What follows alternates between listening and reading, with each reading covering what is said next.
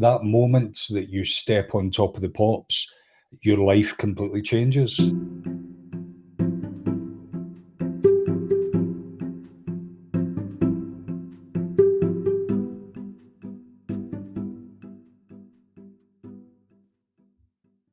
Hey, I'm Mike Hipple, and welcome to another episode of Live Through That, the companion podcast to my book of the same name. The book is a collection of portraits and in-depth interviews with some of my favorite 90s musicians. On this podcast, we'll use each episode to delve deeper into a single pivotal moment in the life of one of the artists from the book, as well as hear some of the things they're currently in love with. Today, we're talking to the former frontman of the Soup Dragons, Sean Dickson. He and his band scored a number of hits in the 90s, including Divine Thing, I'm Free, and Pleasure.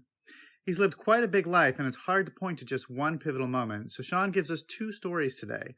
One on the moment he realized his band struck it big, and the other a more personal account about coming to terms with who you are.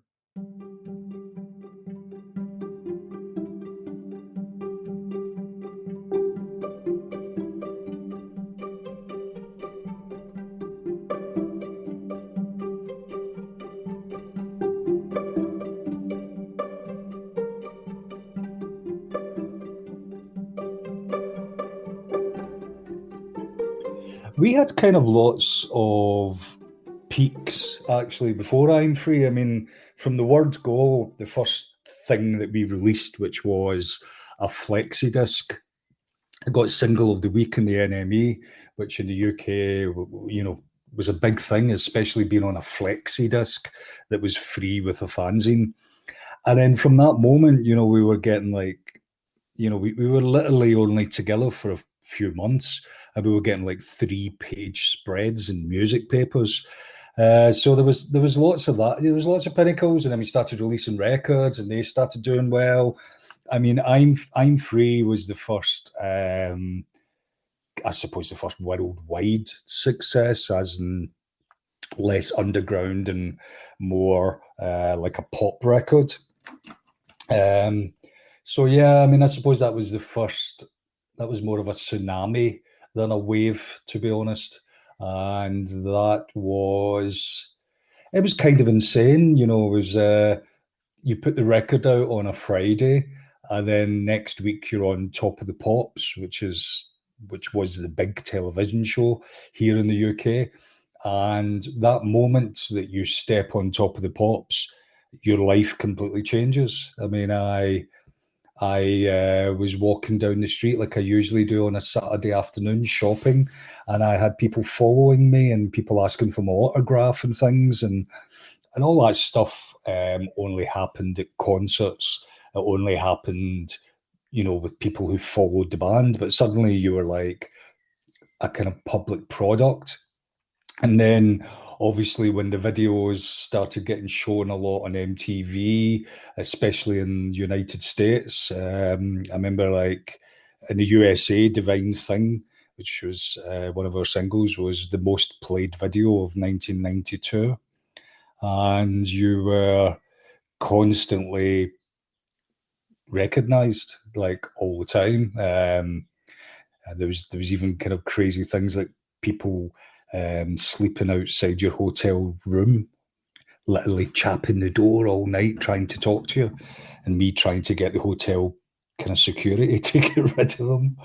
And then there was like crazy things like underage girls following the tour bus in a car, and then the tour bus stopping it in the middle of the night telling us that we need to try and get rid of them because if they cross the state line into I can't remember, I think we were going to Kansas, if we crossed the state line we would get put in prison. So yeah, there was lots of interesting mad tastes of what extreme fame could be like. I don't think we ever tasted what huge fame is like, but we just managed to kind of see it from the outskirts, and managed to kind of be like kind of rabbits in the headlight, where we jumped out the way of the car before the car hit us.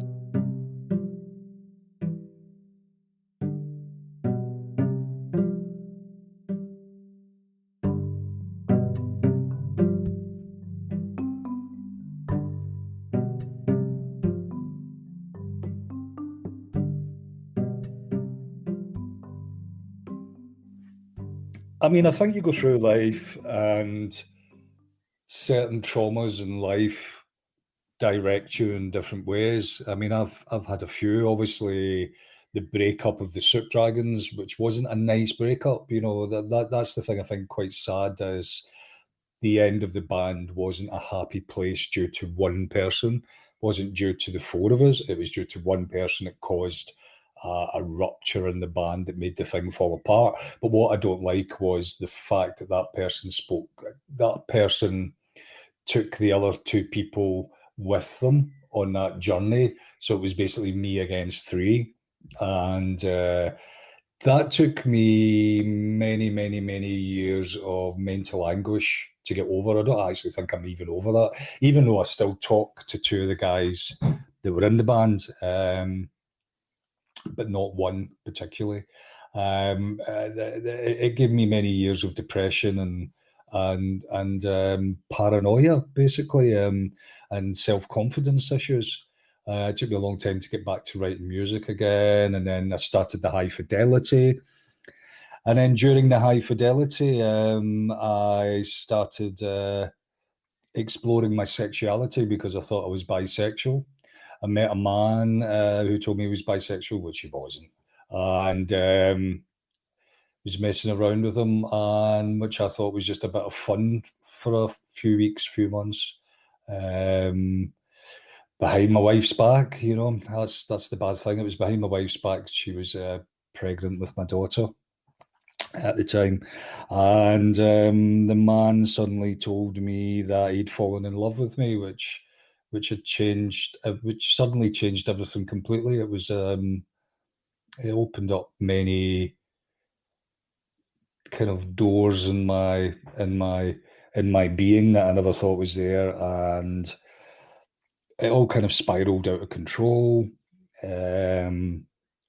To cut the long story short, I broke up with my wife, lost my house, lost my home, lost all my friends, lost everything, lost my whole ground base, lost a lot of my family as well. And it was, I basically walked away with nothing and thinking that I had a new life to walk into. And then that person tells me, "What the hell have you done?" and walks away. So I was on my own. I was on my own for the first time since I was 16. I had no partner, no nothing.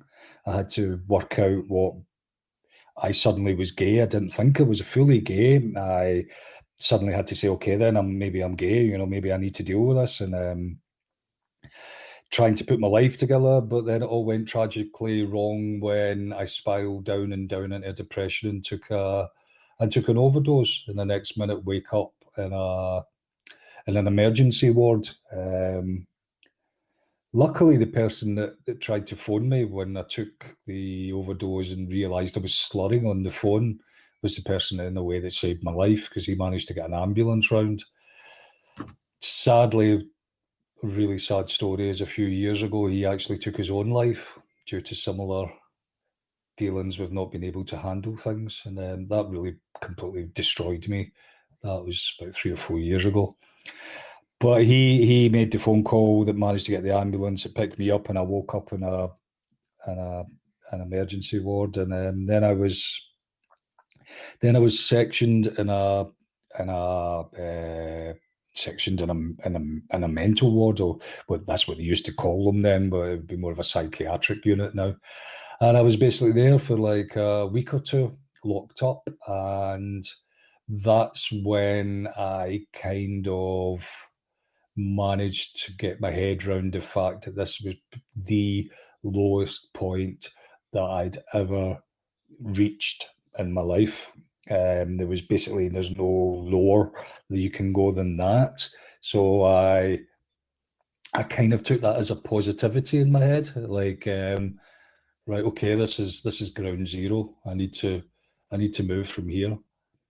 And then I managed to talk them into letting me go. At that point, I was actually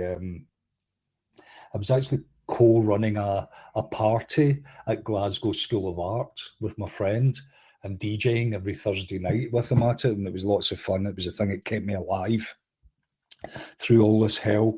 And I actually spoke to the doctor and said, "Listen, what if I told you that I want to leave this ward tonight, now, and I want to go straight to this club and DJ? That I'm trying to make an amends to what I've done in the last few weeks, and that I want to move forward. And much to my luck, he actually agreed that that was actually a positive thing to do. And he said, I'm going to take the chance. I'm going to do it. I'm going to let you go. And I did. And I went straight to the club and a DJ. I never told my DJ partner and person I co-ran the party with that I was I just spent the last 2 weeks or the last 10 days, whatever it was, in a locked up in a psychiatric unit. And we used to have these amazing.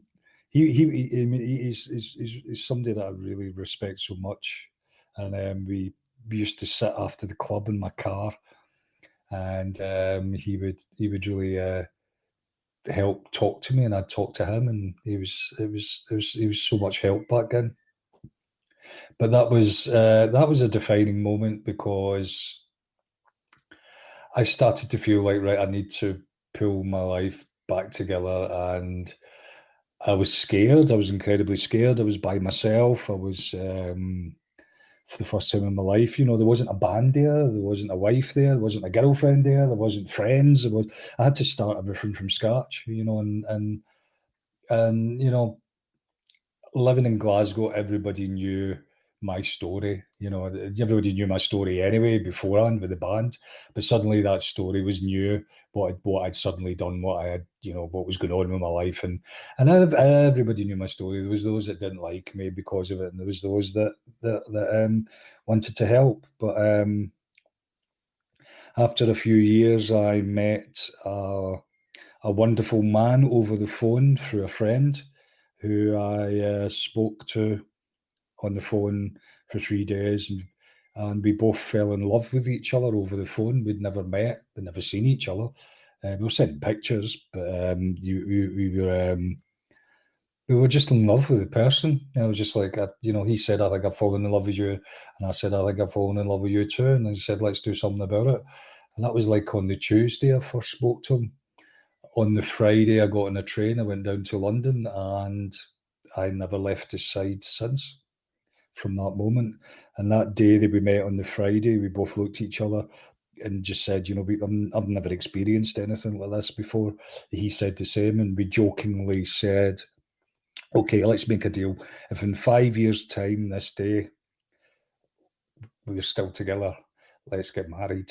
And we did. We got married 5 years from that day. So the day we met and our anniversary are the same day. We've been together now for about 11 years.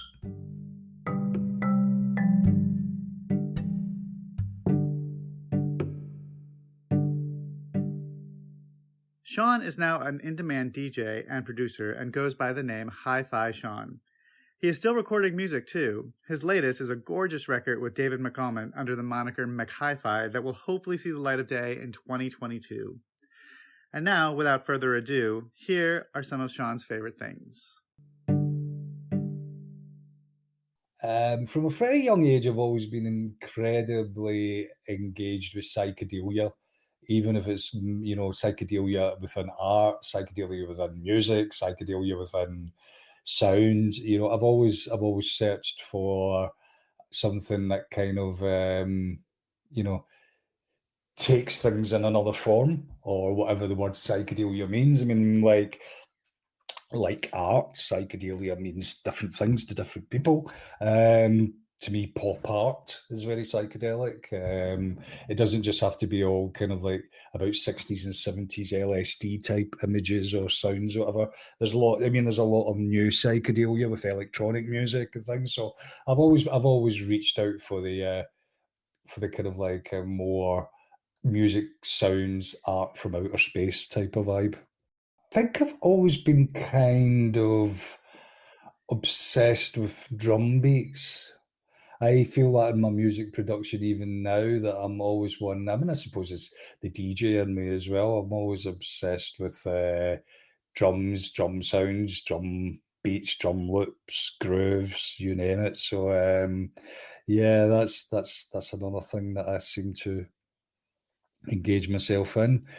Number 3 is my complete love and adoration of John Waters and everything he writes, or everything that he,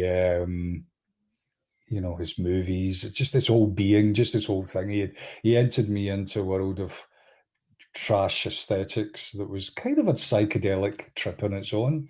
And, I'm huge fan, as you can tell by some of the songs I've written, which have included Waters within the writing.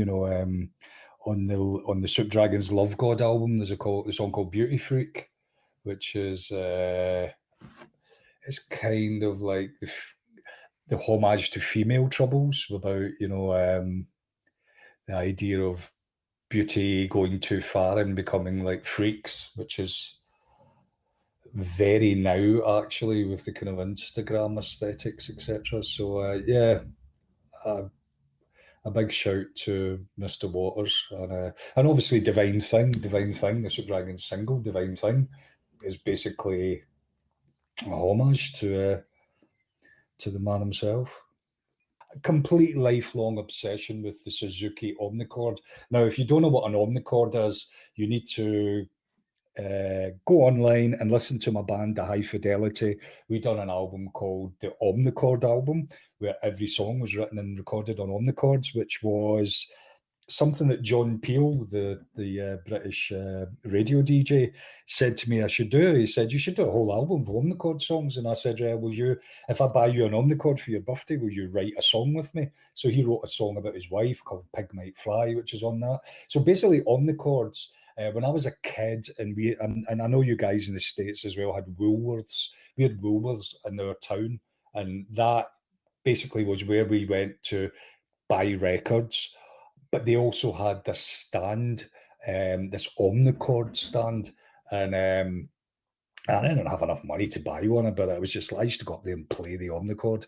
But as soon as I got to the point where I could actually buy an Omnichord, I bought an Omnichord. I think on every record I've made in the last the last whatever years, I've included omnichords. I just think it's the I think people in the past have used omnichords. I think Bowie used a omnichord in a track. I think the Human League had an omnichord in a track. I'm sure some other people, but I even got to the point where the company that own omnichords, Suzuki, released a new version called the Q chord, and this was back in about 2001. And they asked me if I would be the face and the kind of promoter of the new Q chord. And I stupidly said no. I can't believe I did that because I kind of thought, God, is it cool to be like a product placement thing? Whereas now, people put music on everything, and people would jump at that. But like back then, it was kind of like, do I want to be the face of just like a kind of product for a company?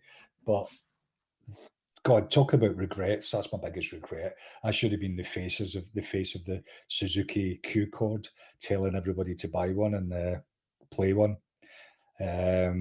So yeah, the Omnichord. That's my number 4. Number 5 is dogs. I love dogs. I would have 100 dogs if I could. I've got 2, but I would have 100 dogs. I found my first dog, Fred, who's actually sleeping at my feet right now. Fred's got one eye, and one night I was late for DJing, very late, because the clocks had changed the time.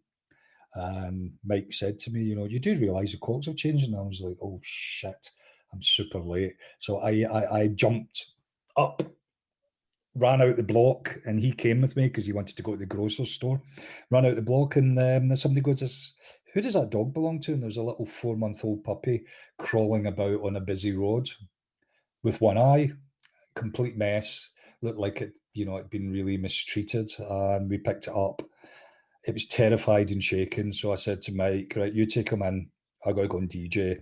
And then I've got to DJ an after party. So I'm not going to be back till 10 in the morning. But when I get back at 10 in the morning, we are taking that dog to the dog pound, which in London is called Battersea Dogs Home. So he was like, cool, okay, I'll take him up. So as obviously he takes him up, the texts are going backwards and forwards. And one point he texted and he said, I think the dog has just died. And when I read that text, I was driving. I drove into the back of somebody's car. And I'm not making this up. It was just a crazy night. Drove right into this guy's car. And luckily there was no damage. And this guy gets out and he just said, yeah, it's cool, and drove away. And then Mike texts, oh, no, he's alive, he's just scared. Because when he got him into the apartment, he just lay down and played dead. So we thought he was dead. And as the day went on, the dog was suddenly given a name. Mike said, Fred is just eaten. And I'm like, who's Fred? And he's like, yeah, Fred. Yeah, I need to give him my name. So anyway, to cut a long story short, I went back the next morning and we took Fred to the dog pound. I was the one that cried. When I handed the dog over, they just took him away and that was it. And I went, oh, do we get to find out what happened? And they were like, well, are you giving him up? And we're like, well, yeah. And he was like, so they gave us a code. So about as days went on, I realised that Mike was a bit down, I was a bit down, and we phoned him up and we said, could you tell us what dog 2457832, whatever it was in the code is? And they went, oh, Fred. And we were like, how do you know he's called Fred? And we're like, you said goodbye, Fred. So we called him Fred. They were like, everybody loves him here. And it was that point we just looked at each other and went, we're coming back for Fred. And this is where the story gets a bit strange. So we said, can we come and get Fred? And they said, well, he goes up for adoption next week because we have to keep him a week. So when you turn up on 9 o'clock on Monday morning, and I was like, we're getting married on the Thursdays. We were getting married like 2 days later. And I said, we're going to be in Spain on the Monday on our honeymoon. And they were like, well, if you're not there, you don't get them. So I asked loads of people, all my friends, and none of my friends would do it. So I went onto Facebook and I'd literally just joined Facebook. And I posted on Facebook,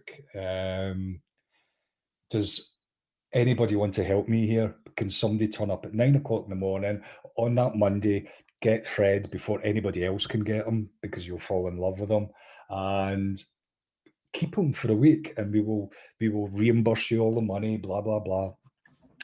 Somebody suddenly sends me a private message and said, are you the person that brought Fred into Battersea Dogs Home? And I'm like, yeah. I meant, who are you? And he said, I'm the manager of the dog pound. I'm manager of Battersea Dogs Home. And I'm like, why are you my friend on Facebook? And he said, because I come to see you DJ. And he said, you want Fred? And I'm like, yeah, we want him. And he said, for the first time in 100 years since this place has been open, we're going to change the rules. And if we keep him for a week, if you give us a donation, you can get him in a week's time. And that's how we got Fred.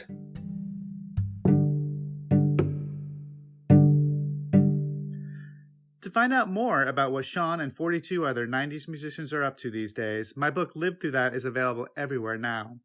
Head over to my website at hipphoto.com for a list of retailers. That's hipphoto.com. Or just purchase at your favorite bookstore or website. And if you like this show, please subscribe, share, and tell your friends. We'll have new episodes out every Tuesday this fall. Thanks for listening, and we'll see you next time.